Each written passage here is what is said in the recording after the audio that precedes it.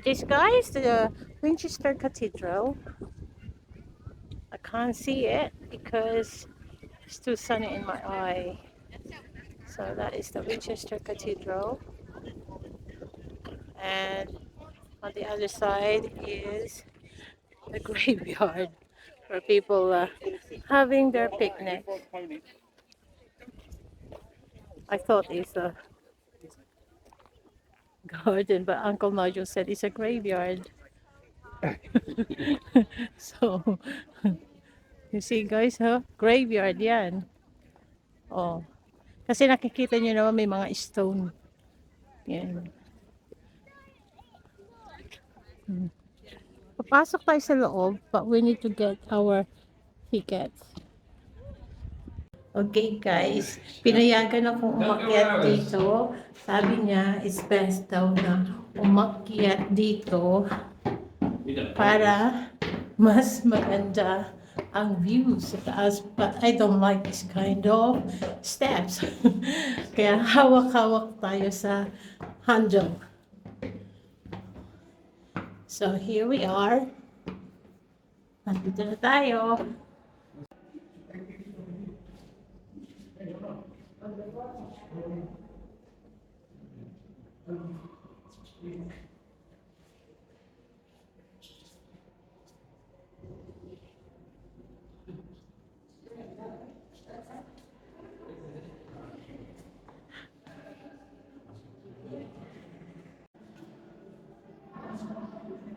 Nandito tayo sa second floor. Makikita natin ang view sa ibaba. Ito yung Winchester Cathedral. Ang taas. So,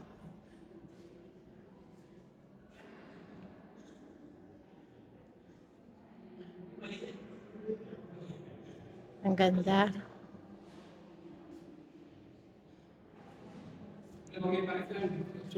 Yeah, we got 4 minutes or 2 minutes for the tour, so we are going down now. Yung mga turistang kasama ko, ayan sila.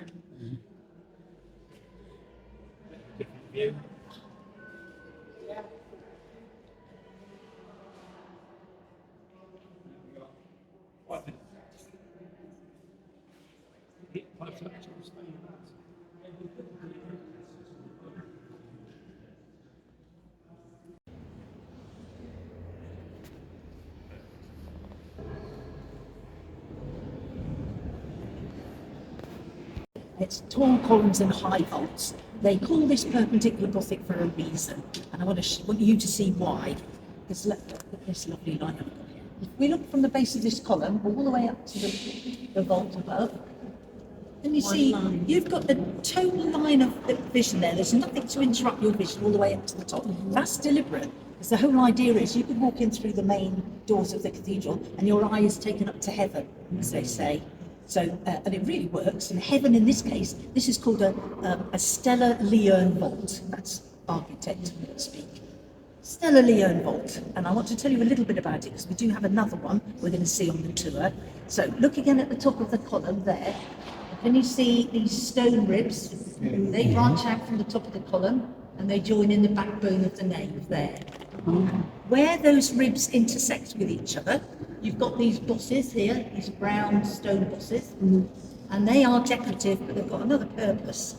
Let's say those ribs don't quite intersect properly, the boss is going to cover it up. Yeah? It's all about enhancing the appearance of the vault. And the leons, I called it a leon vault. Leons from the French, it means to bind, and the leons are these short ribs here. They zigzag between the major ones, and they are purely decorative. They're about enhancing the appearance. I haven't seen those usually.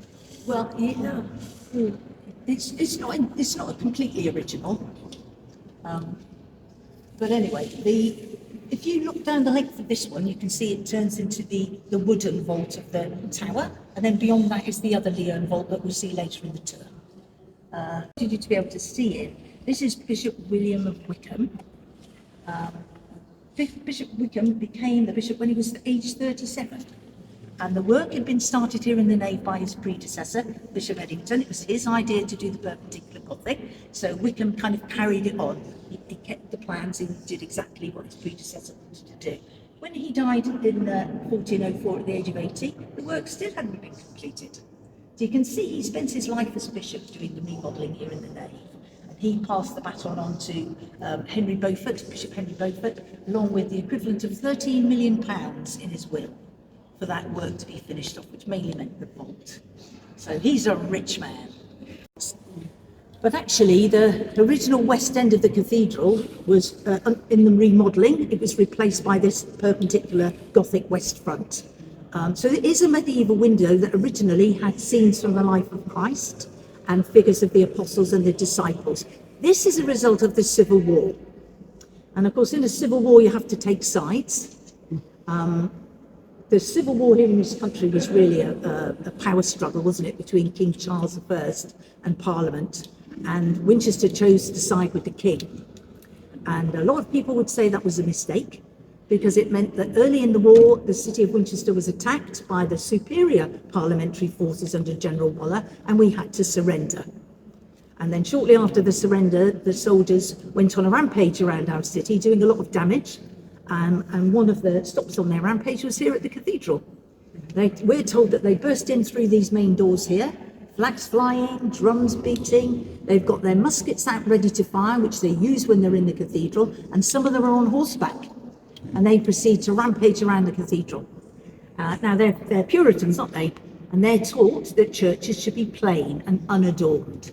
So if they see any images of saints, they destroy them, which is why they smash all the stained glass windows in the cathedral, including this one. The object I was talking to is delivered to the cathedral. It's a font, obviously, and it's been in constant use here since the 1140s. It was a gift from the bishop at the time, and his name was Henri de Blois. He is the French grandson of William the Conqueror, brother to King Stephen. He's another rich, generous bishop of Winchester. And this particular gift is called a Tournai marble font. So it isn't marble actually, it's polished black limestone. But it is from a place called Tournai, which is in modern day Belgium, if anyone's ever been there. And that's where the stone was quarried, that's where the carving was done, and that's where it would have been shipped in sections to the cathedral, then put together in the west entrance, which is where you would normally find a font in a cathedral, isn't it, the west entrance. We think they moved it here when they did the remodeling. And it weighs 1.5 tons, which might explain why they didn't. There are actually 4 of these in churches in Hampshire, but there's only 7 in the country, so it's quite a rare piece of Romanesque art. And the Romanesque features of the art are these long faces with big eyes, and it looks a bit cartoonish too, doesn't it? But the monks, of course, are going to use objects like this to help educate the mostly illiterate members of the congregation about the lives of the saints. And this saint is Saint Nicholas, the patron saint of children, which is appropriate for a font. He is actually also the patron saint of fishermen. And there is a carving on this side on that subject, but we can't see it very well. So I'm just going to briefly explain what's happening in this carving here. And the first thing you see, a Romanesque large church, looks to date it, plus this bishop. This is actually Saint Nicholas, because he was a bishop in Turkey at the time of the Roman Empire. And on his knees in front of him here, this is an impoverished nobleman, someone of high social status, of high birth, who hasn't got any money, and he's begging for help from the bishop for his 3 daughters here, 1, 2, 3, lined up here next to him. Now I think I need to explain that these are children. They look like grown women, don't they? But they're actually children. And the old man is saying he no longer has any money to give his girls a dowry. This is some money that will help them attract a husband. And he says if they don't marry, they'll end up as prostitutes. So Nicholas decides he will help. And anonymously, that evening, according to the legend, he threw 3 bags of gold coins down the chimney of their house. But in the carving, because they're trying to explain the symbolism to the congregation, you can see there's a round object here and there's another one there. So the bishop is handing the gold coins to the father and he's handing them down the line. The monks will use this to explain the symbolism.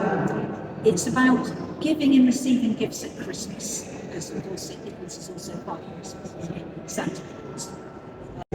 So, Jane Austen, buried here in 1817 at the age of 41. And this gravestone actually says some very nice things about her character and what a good Christian she was. It doesn't actually tell you she's a famous author though, because she wasn't very famous when she died.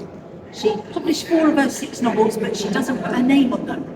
The first one says by a lady, and the next one says by the author of Sense and Sensibility. So you see, you get the idea she wants to remain anonymous. And we're only guessing it's because it wasn't the done thing for a lady to write novels or even earn a living. So if that's the case, she didn't make a lot of money out of her books either. She's not rich, she's not famous. Why is she buried in Winchester Cathedral? Which is the question we always get. And that's about connections. The first one is here on the grave. It tells you that her father is the Reverend George Austen. And you can see that his name is written in the same size, or it's carved in the same size lettering as her name. So I would suggest that's quite a big deal. And also, when Jane died, 2 of her brothers were vicars. So the 3 of them there are a good connection to the church in Hampshire, which is, of course, the county of her birth, born and brought up near Basingstoke. So Jane Austen knows Winchester. She's got some good friends here. Some of them have got connections to the cathedral. So when she came here, about 6 weeks before she died, she was very sick. And she came to Winchester to consult one of the doctors at the hospital, hoping he might be able to cure her. There is a modern theory that she might have been suffering from Addison's disease, which is a malfunction of the adrenal gland. But unfortunately at the time, it could be treated nowadays, but it wasn't at the time. So she died. And when she died, she was living in lodgings in College Street, which is very close to the cathedral. So that meant she was entitled to be buried within the cathedral grounds. So that's where they use their connections, so that she can be buried inside the cathedral rather than outside. I think I've got a competition here. I can bring my North transept, one of the arms of the cross shape. And this is Romanesque architecture. You can see through the scaffolding. And if I was going to compare Gothic with Romanesque, I would probably say that Gothic is more delicate. This is like a kind of sturdy, robust looking sort of architecture, and there's a reason. The thing is, if you're going to put a load on top of a rounded arch, you have to have thick walls because the stress goes more into the walls on each side of the arch. So you have thick walls, and if you want 3 levels of the rounded arch, you should have sturdy pillars. So that's why it has that robust look about it. But we're standing on what's called the arcade level. And generally we have a row of rounded arches with an island. Sometimes, like in this case, it's divided into a simple side channel, but not always. The level in the middle, on this side, you see here, that's called the triforium level, and you can see a wooden roof up there. That's the roof of a gallery, originally went all the way around the cathedral. So that in bad weather, the monks could walk round and round and round saying their prayers, and they didn't get wet. The level at the top, see level at the top over there and here, that's called the clear story where the windows are. So again, a much darker space originally. All the windows below that are all later additions. Now, I want to call your attention to this here. So look at this wall here. Can you see? This is original stonework. The stones are different sizes and the mortar is thicker in some places. Now we know that when they were building this, the Normans were building cathedrals and castles all over the country. So their master craftspeople are spread thinly, which means here in Winchester, tons of Anglo-Saxon workers and very few supervisors. So this is actually the handiwork of apprentices who are learning on the job with very few supervisors. That explains why it's so untidy, but it is still standing, isn't it? And then 900 years later, so they didn't do that badly. But we can see that they do improve. If you look at this one here, for instance, and the corresponding one on the other side, by the time they built that, they know what they're doing. I think it's a much more professional finish. So the other thing I want to tell you about this area, though I might actually leave it till later because it's a very basic area. I wanted to tell you about that.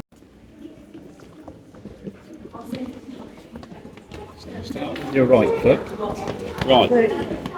Right. If I'm looking for someone who might be leading with their left foot, I'm looking at left-handers. Have we got any today? Any left-handers? Left footers. Left-footers, but not left-handers?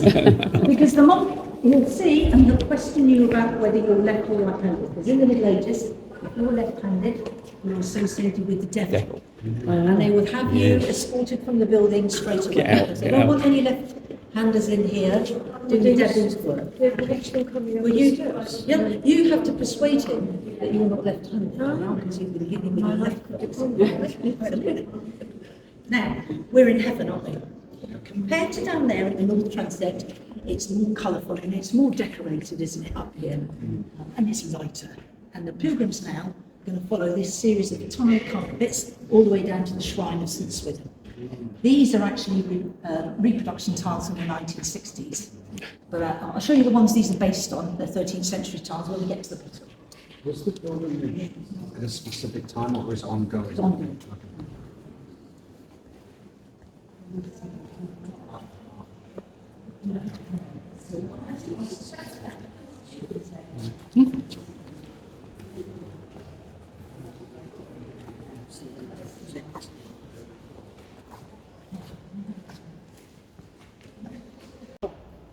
The masons have asked us not to walk on the old tiles, to stay on these ones. It's obvious which the reproduction tiles are.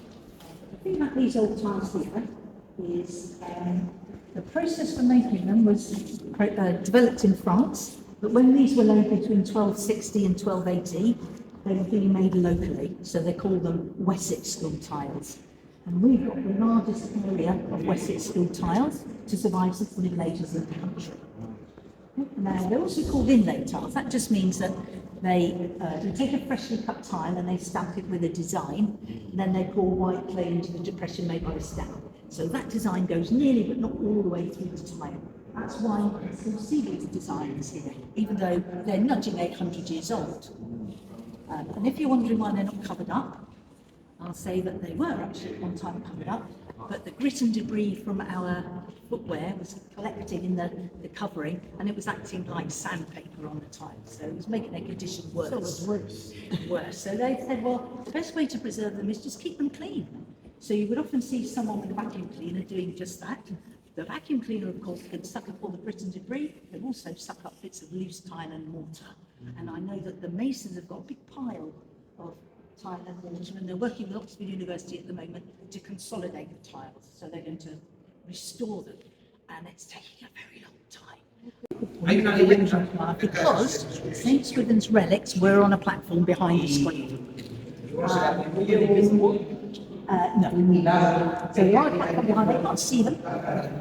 These are Russian icons here from the 1990s. The artist is Sergei Fyodorov is called, and they give you an idea what this screen looked like in the Middle Ages, because originally we had statues, painted statues in the niches here. So that's why they're there. Now, originally, they couldn't get close to the relics until Bishop Henri, remember him of the font fame, and also he commissioned the Winchester Bible. He had the idea of excavating a tunnel underneath the platform. Okay, now this little archway is how you enter the tunnel. We also call it a holy hole, and it's not very big, is it? So if you're not too wide to get in there, you'd probably still have to get on your knees and bow your head, wouldn't you? So you've got to work your way down a short tunnel, a dark tunnel. These marks around the outside here, we believe, are the residue of lighted tapers that the pilgrims would carry with them to light their way down that tunnel. And at the end of it, it's only a few metres long, but there would have been a little shelf for them to leave an offering and pray for a miracle, because that's why they're here, isn't it?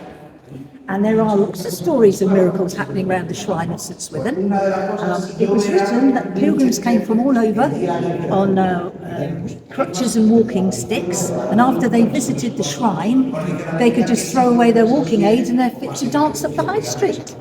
Right? Now there would have been witnesses to this miracle, because actually it's a hysterical reaction, isn't it, to the enormity of this event in their life. And it's also a temporary thing, it wears off after 24 hours. But the witnesses would have seen the miracles, and they would go back to their own towns and villages and say, well, I never guess what I saw when I was in Winchester, which would bring even more visitors to the shrine of St Swithin. You've got to remember that it's a business. Okay? It's written on there at one time. It says if it rains on St Swithin's Day, which is the 15th of July, it will rain for 40 days. If it doesn't rain on St Swithin's Day, the weather will be nice for 40 days. But if you probably have never looked at the weather on the 15th of July. I have, and I can tell you that there's something not quite right with that bit of weather law. It's not very reliable. So don't trust it, doesn't work. However, they also said that St Swithin's crying tears of sorrow because he didn't want to be moved. Because on St Swithin's Day in 971, they made the saints and moved all his remains from this church into his shrine. That's when it started working. He might have been upset about being moved, but it was moved again in the late 1400s to this book here, St Swithin, it says down here. Look at the shape of the tiles on the ground there. That's the shape of the last stone shrine to St Swithin, which was built in the late 1400s. And as far as I'm aware, it was quite big. The relics were in a reliquary box on the top of the shrine, covered in a heavy drape. And sometimes, on special occasions, they would remove that heavy drape to reveal this golden bejeweled box. Apparently, there was like a pulley system attached, so they could easily move the heavy drape off it. But actually, it doesn't last very long because in 1538, during the Reformation, Henry VIII sends his commissioners here, and they smash it to bits in the middle of the night. And they actually did that to quite a few shrines around the country. But we do know, they report back to London, that they were very disappointed in the treasure that they found in the shrine of St Swithin, because they wrote that although there was a quantity of silver that they were quite happy with in the shrine, there wasn't any gold in there, and there wasn't any rings in there either, and all the jewels that were in there were all counterfeit, fake jewels, so they're not very happy. And we also don't find any relics, which has been a bit of a mystery through the ages. But yeah, you guess, I guess, everybody guesses that the monks must have known something was going to happen.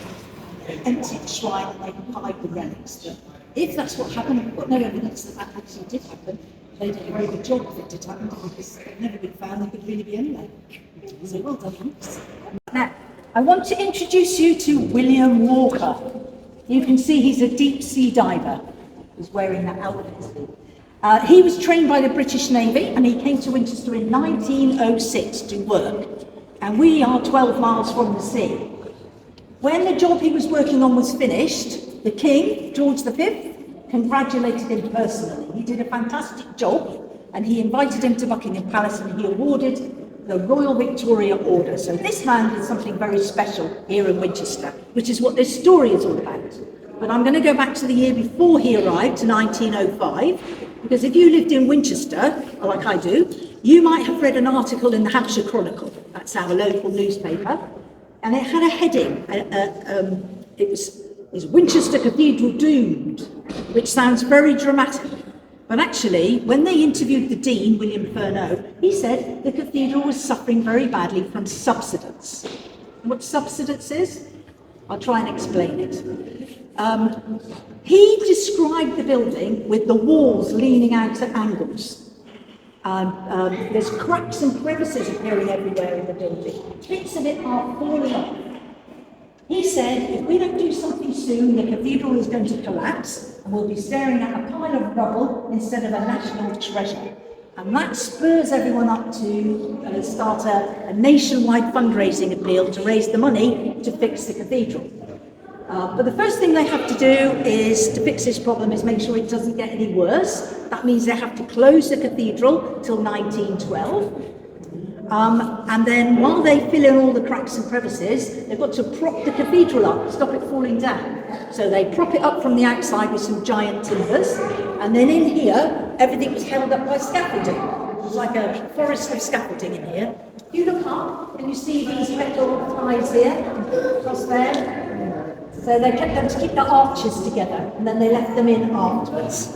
Now, when they were looking into what caused the subsidence, they discovered that the medieval builders of the rectory choir know this is not a good place to build, because underneath it's all peat.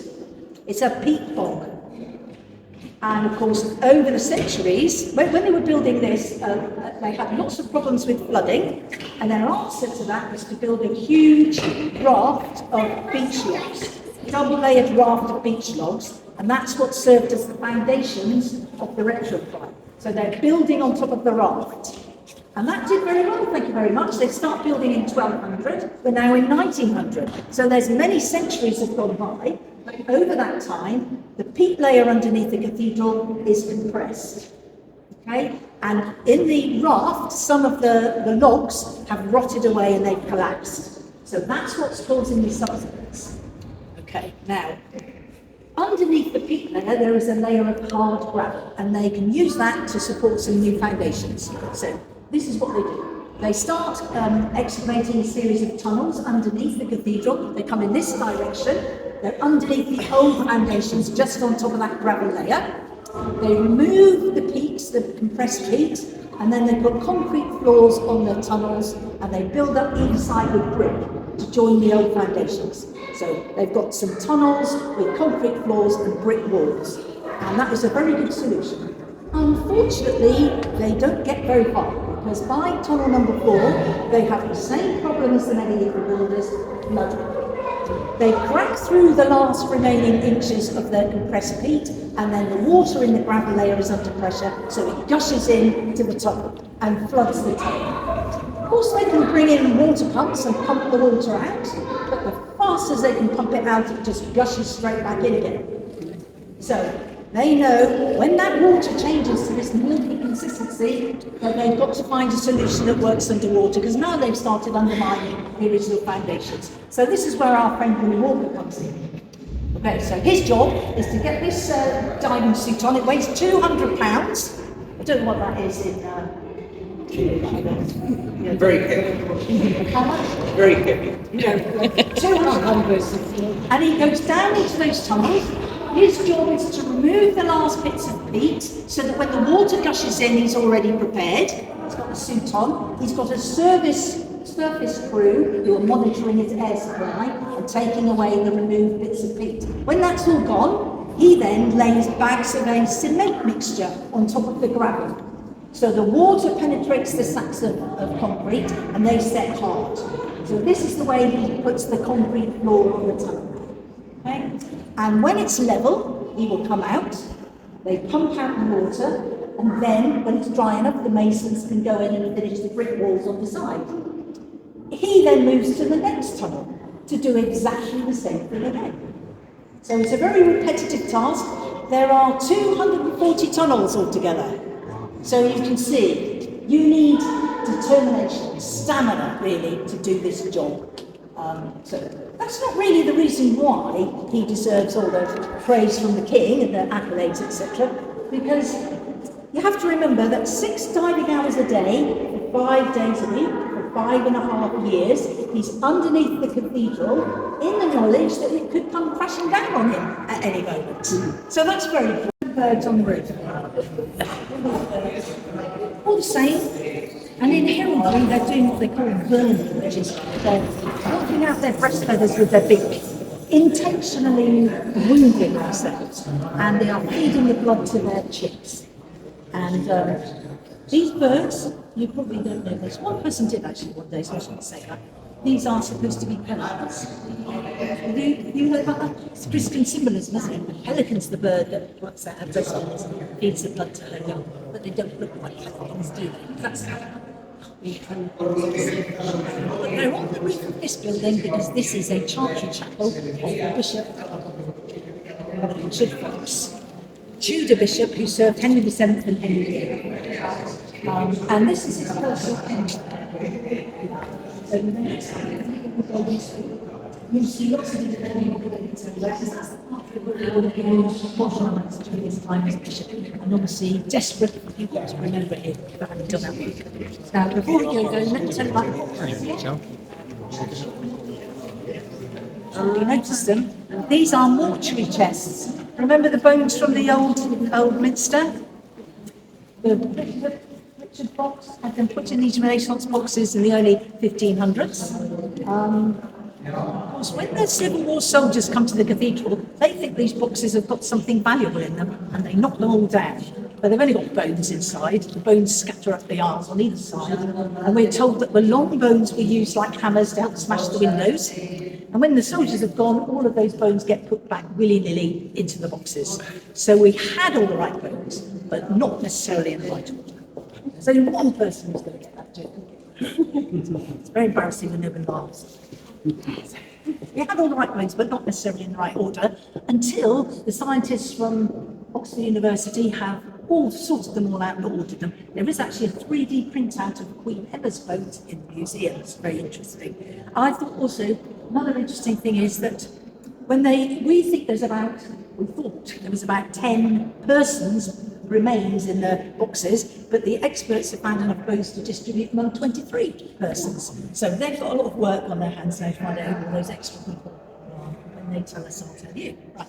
Let's go into the next part. This part of the cathedral, of course, this is the monks' domain, isn't it? This is where they would come several times a day to attend Mass and sing and pray. You can see they've got screens all the way around to preserve their privacy.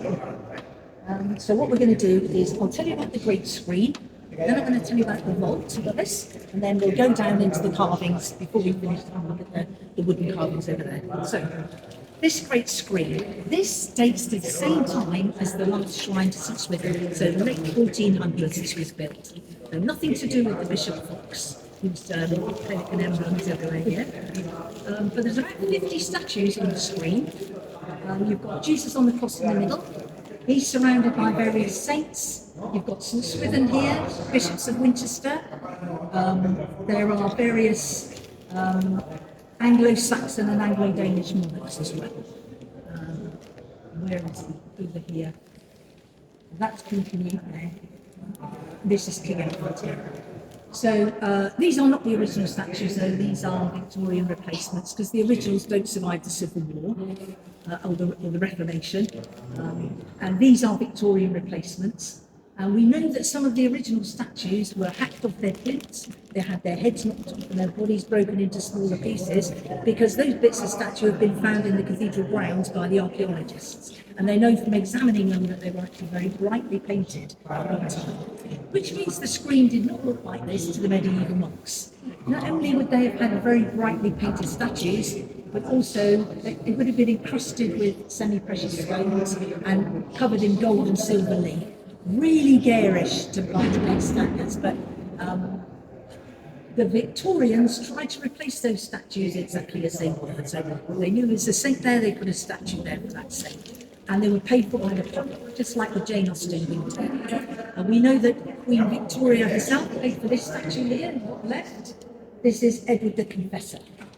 And above him here, this is King Canute, as I just said. He's actually looking across the doorway, can't see her very well, to Queen Emma. And Queen Emma is Edward the Confessor's mother. And remember that Canute and Emma's bones were in boxes. So that's a neat little connection there. This is St Giles. We've got St Giles's Hill in Winchester. In the Middle Ages, there was a very famous trade fair. It was very lucrative for the city. And so that's why it was there. It was paid for by the people of Winchester. And then I'm interested to know if anyone knows who this is. It's Queen Victoria. Do you think she was on this when it was first built? No. So she was paid for by two ladies of Winchester. They managed to get their way. I've never got to the bottom of that story. How did that happen? Right, so that's the great screen. Now let me just tell you briefly about the vault. Remember I said there was another Leon vault in the cathedral? That's this one. The big difference between this one and the one in the nave is this isn't stone. This is a wooden Leon vault, and I think they knew when they built this in the earliest part of the 1500s that there was a problem with the foundations. Already they knew they couldn't put too much weight on the foundations. So the design though is exactly the same, with the Leons, etc. Now, what the Bishop of Bishop Fox has done, because you've got a wooden vault, you can be a bit more adventurous with the bosses, because they can use them to tell a story, a narrative. And what he's done is split it into three sections. The section closest to the altar is about the Passion Christ's journey to the cross. And if you know that story, you have to have better eyesight than I've got, because I can barely see most of that. Up there, some of those bosses, there'll be, like for instance, several ladders, nails, a crown of thorns, the whip, you know, the scourge. I can see this one there, here we are, that one there, the 3 dice. That's the heart of the story where the Roman soldiers throw dice, don't they, to see who's going to get Christ's clothing. So that's the idea of that bit. The middle section here, around this diamond shape, all of these are Tudor coats of arms. This is Bishop Fox trying to impress the king. So he's put the king's initials on the middle bit there, HR, sorry, Henricus Rex, that's Henry VII. But there is no evidence that Henry VII ever came here and saw this finished vault. We know Henry VIII came in 1522. We also know that Henry VIII's daughter Mary, she became queen after his son Edward died. She came to Winchester in 1554 and she married Philip of Spain here in Winchester at this altar. So she definitely would have seen it. So this was the Catholic. Yes. Well, Henry It went back VIII and changes forward. it slightly to Protestant, but still virtually Catholic. Right. Then his son Edward comes along, he is a Protestant. He makes changes. And then Mary comes, she's a Catholic. She tries to get rid of some of them, but she's not there long enough to do it. Okay? So after that, we stay with Elizabeth II, sorry, first we stay Catholic in name. So you definitely would have seen it.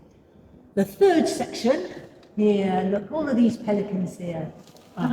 This is, somebody said, one of the visitors said it's like the bishop's curriculum vitae, because what he's done, he's put all the pelicans on the coats of arms of cathedrals that he worked in during his career, like Durham and Exeter and places, so it's a bit like his curriculum vitae. I think there's something about it. He's desperate for people not to forget he did this work, isn't it really? But it works, because I mention it every time I do it too.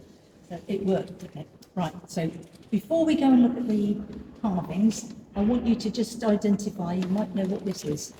This wooden object here, it's got a chair there. It's on the top. Is it the pulpit? No, that's the pulpit there. Oh, yeah. It's called a cathedra. Cathedra.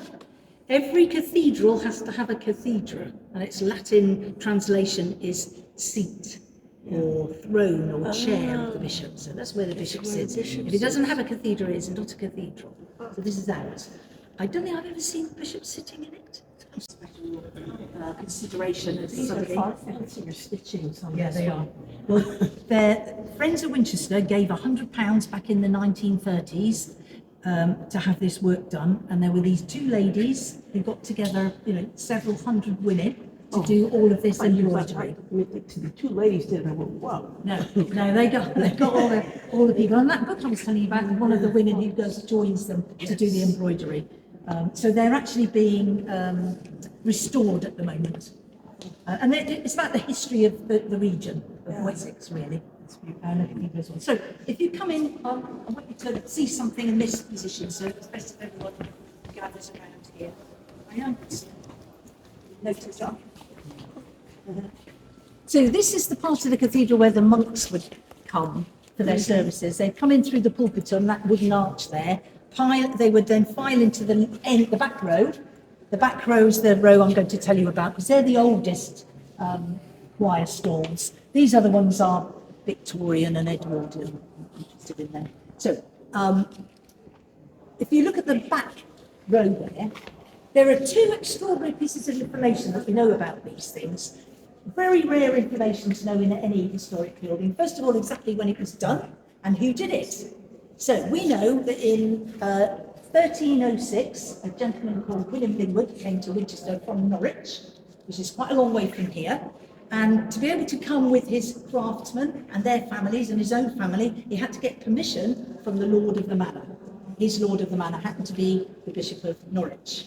So there is a series of correspondence between our bishop and the Bishop of Norwich, giving William Linwood permission to be here. And every year he had to get renewed permission. So the first letters are written in 1306 and they end in 1309. So we know precisely when this work was done and by who. And you'll notice that the subject matter of this carving is not religious. It's mainly animals, people, plants, mythical beasts, no religion. The first thing I want to tell you about is starting at the top. See this face here in the canopy? Well, notice on the next choir stall there's another face, and on the one up here there's another one. So everyone has a face at that position. Then if you look between those faces, there's 1, 2, 3, 4, 5, 6, 7, 8 faces. So there is a lot of faces, and the experts tell us that these are portraits of actual people because they didn't use templates. They are all different, which means that you're looking at the face of someone who was here in the early 14th century. I'm just quite astonishing, really. We don't know who they are. They were probably members of the team. They might even have sent someone out into the high street to do some sketching. But they are actual people. They might even have been modern celebrities. Not modern, ancient. Now, the blue with the stars there, originally, that did have scenes from the Bible. But of course, that doesn't survive the Civil War because they destroyed them all because they were religious. They did leave some religious symbolism. I might mention one or two of those later on because they weren't away. Now, let me take you over to this side to show you something briefly. Now, look at this here. This is one of the chairs, the seats that the monks would sit on, but it's in the up position. Normally, the others are in the down position. This is in the up position because sometimes in their services, which can last for a very long time, they might get tired, and if they do, you lift up your seat, and underneath there's this little ledge that you can perch on. So it looks like you're standing, but you're taking the weight off your feet. It's called a misericord, which translates as act of mercy. And every one of the chairs has got a misericord on it.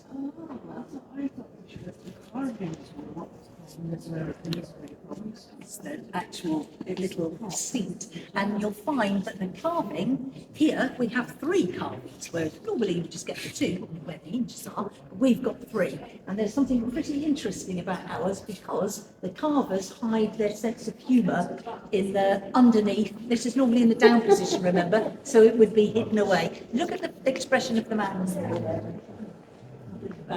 It's funny, isn't it? See that man's face. I don't think he's saying anything complimentary really about the fat monk who sits there. There is also somewhere, and I'm not allowed to tell you where it is, it's all sworn to secrecy, there is also a little monk's head with a wagging tongue. And apparently the joke there was that they were terrible gossips. So that's what the wagging tongue is about. Right, now let me show you something over here. This way. This is probably the most photographed. It appears in most of the literature. It's a falconer. And you know from the fonts that this is a really good job in the Middle Ages, isn't it, to be a falconer? Especially if you work for the king, that'd be brilliant. So he looks a bit like Robin Hood, doesn't he? But the interesting thing for me, anyway, is behind him we've got these grapevines. We know that the children of the carvers were sent out into the countryside to collect specimens of the plants, because again, they're not using templates to do the plants, which means that all of the plants that are carved here, they actually grew here at the time when these were first carved. So we must have somewhere within the cathedral grounds had grapevines. I don't think there are any.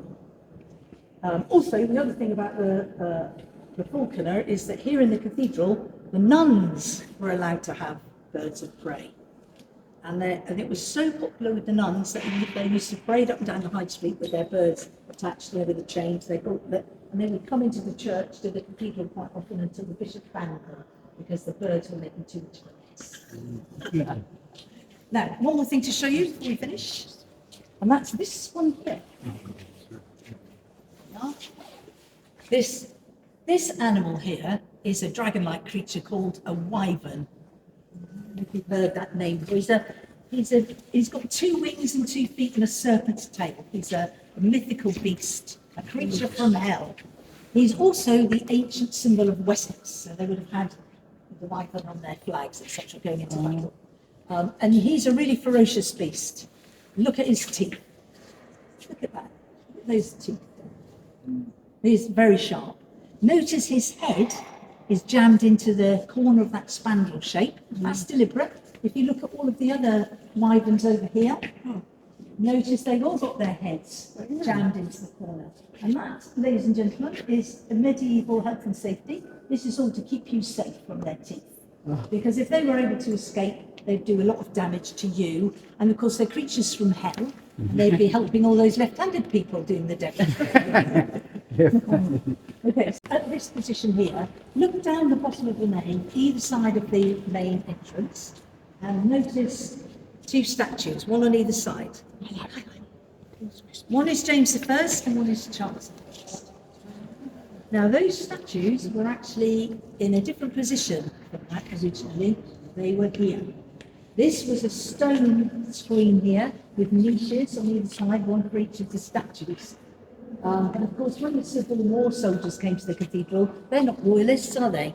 And they've got their guns ready to fire, so they take pot shots with their muskets at the statues, and both of them have got holes in them. It's the originals, yeah. But remember I said that when the soldiers left, the cathedral was neglected and abandoned. During that time, a man came from the Isle of Wight, I think his name was Benjamin Newsom, and he bought the statues from the cathedral for £100. And he brought them back to the Isle of Wight, back to his garden, and he dug a big hole in the garden and dropped them in and covered them up.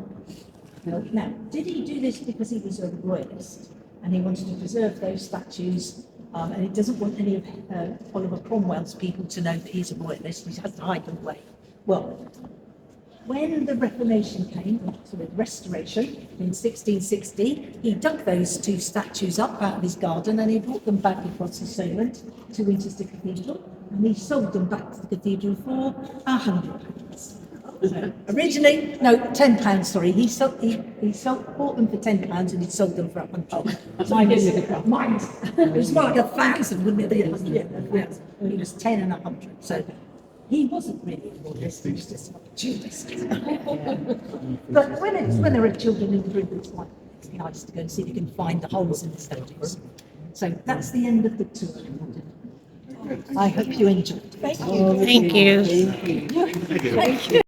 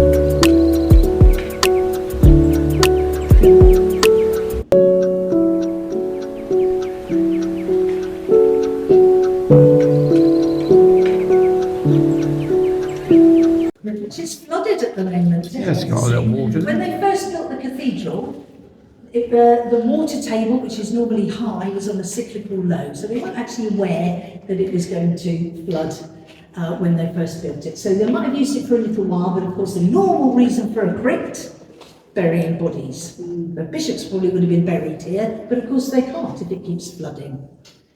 So they haven't used it for that. They probably used it in the drier weather, because they will have to say Mass every day. They probably did that. You can notice here, where my light is, it's darker. The wall is darker below that spot there, isn't it? And that's because in the 13th century, they decided they could fix this problem of the flooding by raising the level of the floor. So they did that, but it didn't work. It still was just muddy, really. So they still weren't able to use it, and it was the Victorians. Now remember, the Victorians did a lot of work on this cathedral. They reinforced the foundations, didn't they? They did a bit of fiddling with the window, and they also took 14 tons of earth away. And they spread it out in the cathedral grounds there. So they've taken it down to the original level, and in the 1990s this was all redone. But when it rains, the water comes up through the floor, but it also comes up over the side of a well, a Saxon well, which is in the middle of the cathedral. And that Saxon well actually predates the cathedral. It's in what they call the stepping off point. So when they did all the measurements for this cathedral, they did it from the well.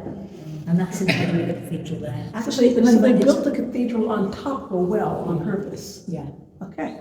And they use the water in baptisms and in the mass, etc. But on top of the well seems like a questionable choice. Well, it's about the Christian connection of water, isn't it? Or the water of life, etc. I think it's probably a very important thing to have it there. In fact, there's another well in there too, not just one, there's two. Anyway, so that was probably a good omen for them. Now, you notice the statue here. This is, it's called Santu, and it's by Anthony Gormley, I think it's his name. Sometimes I forget his name. Gormley. Very distinctive, actually, this statue, because there's quite a few Gormley statues throughout the country, aren't there?